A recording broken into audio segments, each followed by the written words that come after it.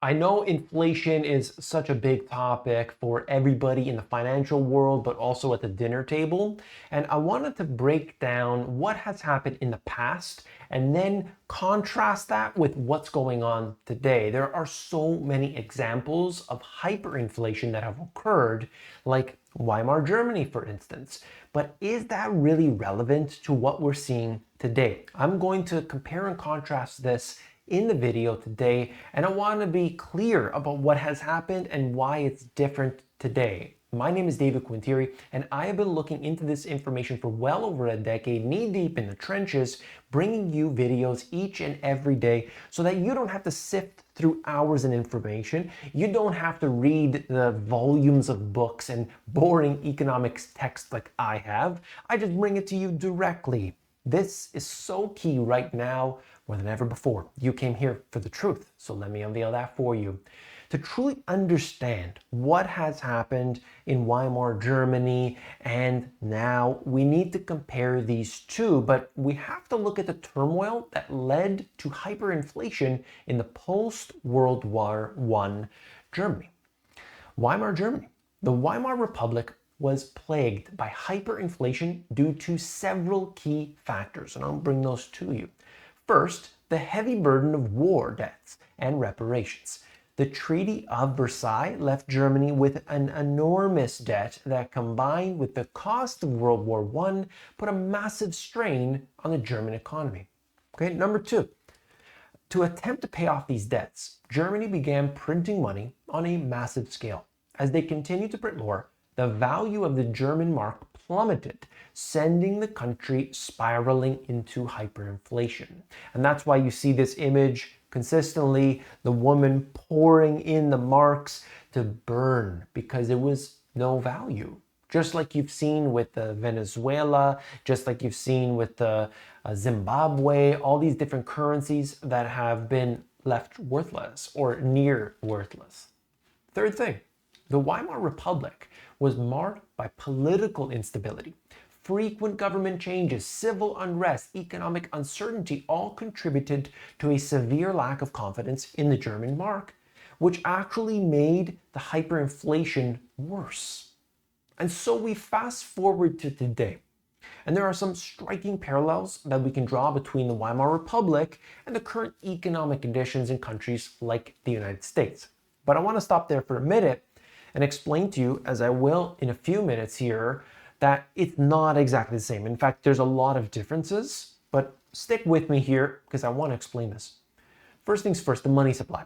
Just like Weimar Germany, many nations today, including the United States, have significantly increased their money supply in response to what happened during 2020. Lockdowns, economies shut down, they pumped in the trillions of dollars.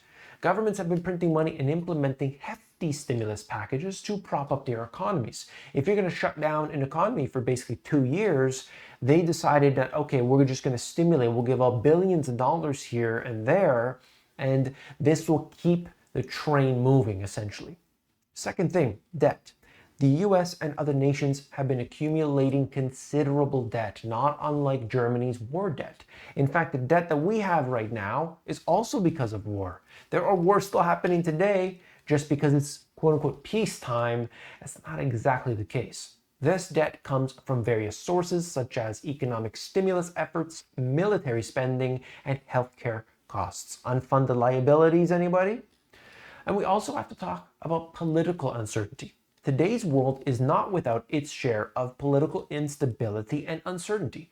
Disputes over economic policy, trade tensions, geopolitical issues can all shake confidence in a country's currency. Okay? So all of these things put together, we start to see that there are definitely some similarities. One point that I wanted to mention was the global impact.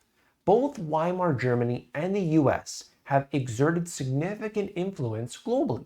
Germany was a considerable European power during that time, while the US has been the world's superpower. Okay, and so that's kind of just giving you a little bit of insight as to the way it once was. But now we contrast differences, big differences. Economic conditions. The US, despite facing challenges with everything that's happened in 2020, has a more robust and diverse economy than Germany did those years ago. We know that the United States has energy, has agriculture, has so much, so much. And so this is beneficial. Now, I believe it's not being used properly. I believe there's a lot of problems with that, and that's a whole different issue, but it's important to note it. Policy measures, number 2. The Weimar Republic had limited options but to print money to pay off its debts. In stark contrast, contemporary nations like the US have a broad spectrum of monetary and fiscal policy tools at their disposal. You got to realize that this is a different circumstance, and I'll cover that in number 3, global currency. The German mark did not have global reserve currency status like the US dollar does. This status provides the US with more room to increase its money supply without potentially triggering hyperinflation. You see, it has a monopoly. The German mark didn't have that monopoly at the time. And so you could see how this dynamic plays into what we're seeing right here and now. Number 4, global power dynamics. The global economic landscape is evolving with countries like China and the BRICS nations rising in power. This dynamic could potentially challenge the dominant status of the US dollar, but not now, not today, and not next year. So the United States still has this monopoly. They still have the power, they have the control, and they have a very big economy. So while they are experiencing things that I would say are very problematic, at the same time, we also have to understand that we are comparing one nation to another. There's this balance, the balance that happens here. And so while we could point to the flaws of the United States, there are many, you look at the others out there, and certainly there's a lot going on in Europe that makes it look rather weak. And you could see that with some changes, the United States can actually get growth and they can actually have beneficial policies and things.